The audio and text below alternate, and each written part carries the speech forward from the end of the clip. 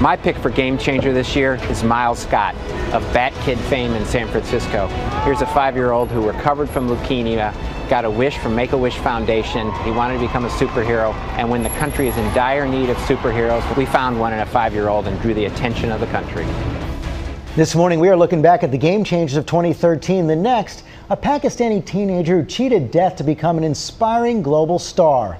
Malala Yousafza refused to back down to threats from the Taliban. They shot her in the head, but she refused to die, and this year became the youngest person ever nominated for the Nobel Peace Prize. ABC's Bob Woodruff has her amazing story still in its first chapter. We first met 15-year-old Malala Yousafza in Birmingham, England, just 3 months after the Taliban tried to kill her. She had returned home from the hospital between surgeries and spoke to ABC News for the first time since the attack. Dear Malala, I heard what happened to you on October 9th. Her home was filled with letters and presents from around the world.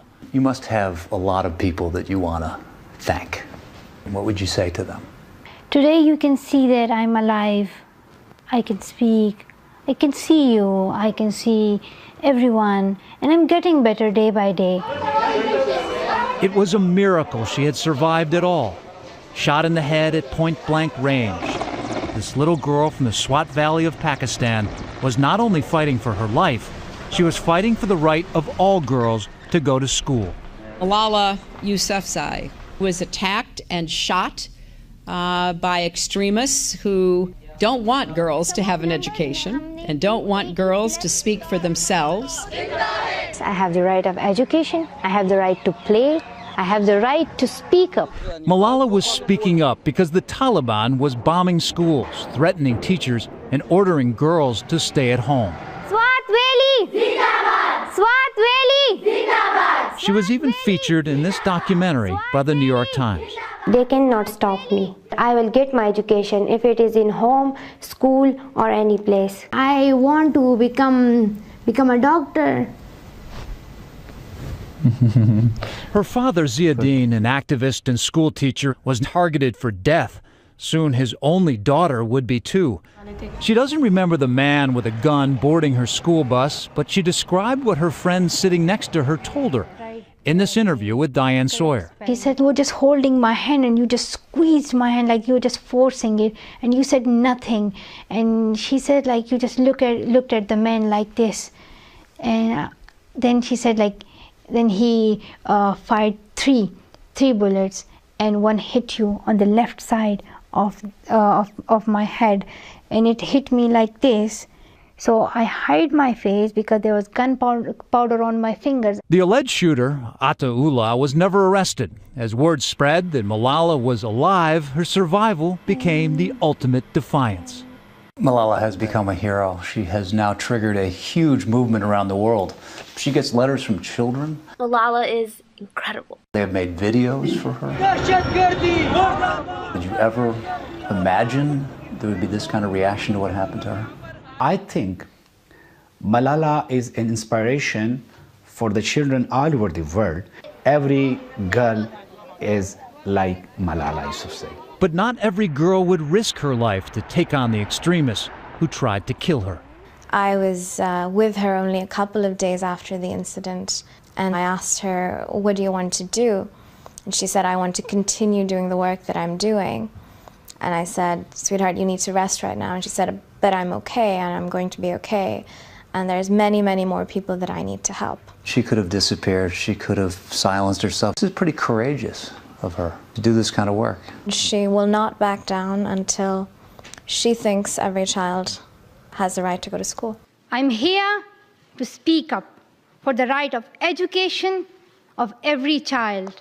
So on her 16th birthday, the bravest girl in the world took to the stage at the United Nations, an emotional moment for her proud parents. They thought that the bullet would silence us,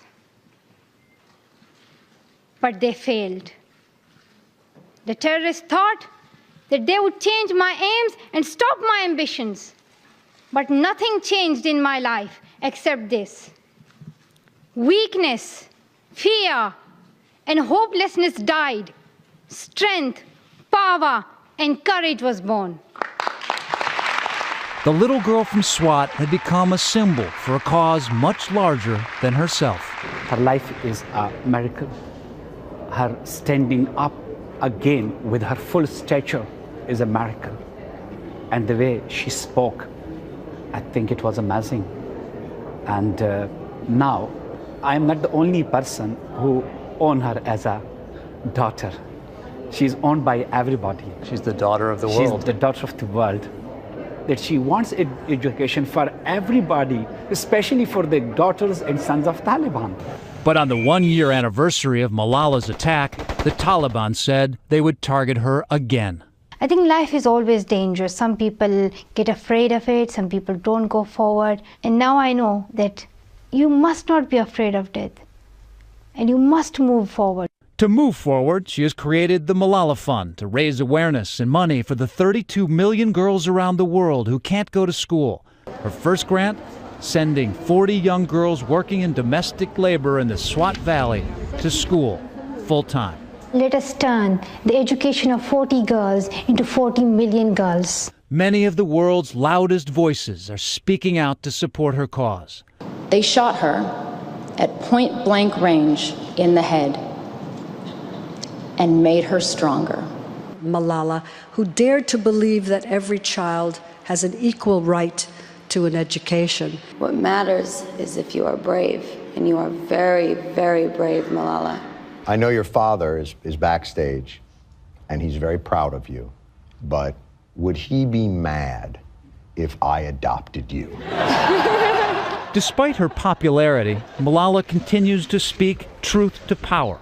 When President Barack Obama invited her to the White House, she expressed concern about the innocent victims killed by American drone attacks and asked him to refocus on education.